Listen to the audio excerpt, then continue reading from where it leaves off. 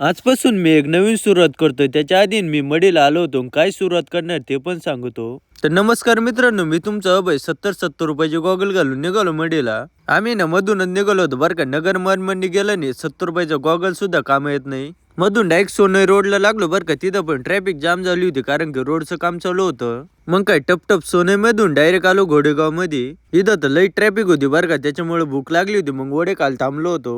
वडे खाऊन तोंडाला रुमाल बांधून 70 रुपयाचा गॉगल घालून आलो डायरेक्ट मडीच्या कमानी पैसे. आता इथून आहे ना आम्हाला आहे ना मडीला नव्हतं जायचं बरं का. पहिलं मायंबाल जायचं होतं. आता तुम्हाला तर माहिती आता मायंबाल जायला ना इकडून तिकडून नुसते घाटात चढत जावं लागत वरती. टप वरती आलो ना, आज तर मोक्कार गर्दी होती. म्हटलं आता पहिले तर दर्शन करून घेऊ, मग काय लगेच दर्शनासाठी पण आलो होतो. आता आमचं दर्शन तर एकच नंबर होतं बरं का. आमच्या सोबत तुम्ही पण दर्शन करून घ्या आणि ओम नमो आदेश कमेंट करायला विसरू नका, कारण की इतक्या गर्दीत सुद्धा एकदम मस्त असं दर्शन झालं. आता मायंबावरून आम्हाला जायचं होतं मडीला. टप डायरेक्ट मडीला आलो. आता मडीला आलो होतो बरं का. टप डायरेक्ट वरती आलो. वरती पण लई गर्दी होती दर्शनासाठी. पहिले तर लगेच दर्शन करून घेतलं आणि लगेच गुफेत जायला पण निघलो होतो. तिथं तर मोकार गर्दी होती. त्या गुफेत जायला पण भरपूर गर्दी झाली होती. म्हटलं आता इथं लई दम कोंडायला लागला होता. लगेच बाहेर आलो. मडीला आलो आणि इथं नाही आलो. मग असं कधी होणारच नाही बरं का. तिथं आलो मस्तपैकी एकदम फोटो काढले. वरतून मडीगाव तर एकच नंबर दिसत होतं बरं का. ना आपण पण लवकरच नवीन सुरुवात करतोय एक. आता ती नवीन सुरुवात अशी आहे, आपण लवकरच गॅरेज टाकतोय. त्याचे सगळे तुम्हाला ब्लॉग तर येणारच बरं का. तुम्ही फॉलो नसेल केलं ते करून घ्या, कारण की सुरुवातीपासून काय काय झालं ते सगळं सांगणार आहे. मग नितीन शेटकर आलो होतो चहा घ्यायला. टप